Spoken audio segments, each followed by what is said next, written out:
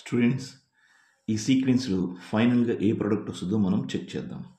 So మనకి ఇచ్చిన కాంపౌండ్ని యాక్వస్ KOHతో ట్రీట్ చేస్తే హాలోజన్ ప్లేస్లోకి OH వస్తుంది. సో ఇనీషియల్గా మనకు వచ్చేది CH3 COH CH3OH. So 2 chlorides ప్లేస్లోకి OHs వచ్చినాయి. నెక్స్ట్ సేమ్ దీంట్లో ఒకే కార్బన్ మీద ఎప్పుడు కూడా 2 OHs ఉండవు. సో దీంట్లో నుంచి వాటర్ ఎలిమినేట్ అయిపోతుంది. సో మనకి ఏ కాంపౌండ్ వస్తుంది అంటే next CH3 C double bond O CH3 ఈ కాంపౌండ్ ఫామ్ అవుతుంది. సో ఈ కాంపౌండ్లో మనం ఛార్జెస్ని డిస్ట్రిబ్యూట్ చేస్తే డబుల్ బాండ్ ఆక్సిజన్ వైపు షిఫ్ట్ అయితే ఆక్సిజన్కి నెగిటివ్ ఛార్జ్, కార్బన్కి పాజిటివ్ ఛార్జ్ వస్తుంది.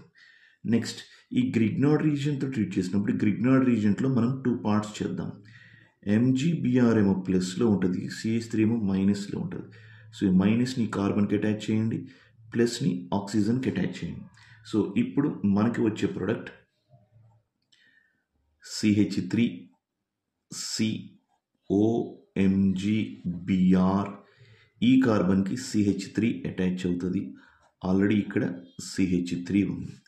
నెక్స్ట్ ఈ కాంపౌండ్ని మనం anhydrous ZnCl2 and concentrated HCl అంటే లూకాస్ రియేజన్తో కనుక మనం ట్రీట్ చేస్తే ఈ హైడ్రోజన్ MgBrOH ఫామ్లో బయటికి వెళ్ళిపోతుంది. MgBrOH హాలోజన్ వెళ్ళి ఇక్కడ అటాచ్ అవుతుంది. సో మనకు వచ్చే compound CH3 CCl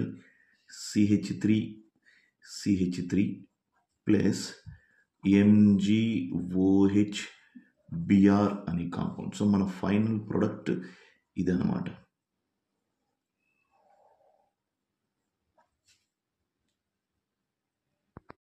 This is white precipitate. Only tertiary alcohols will give white precipitate immediately when treated with Lucas reagent.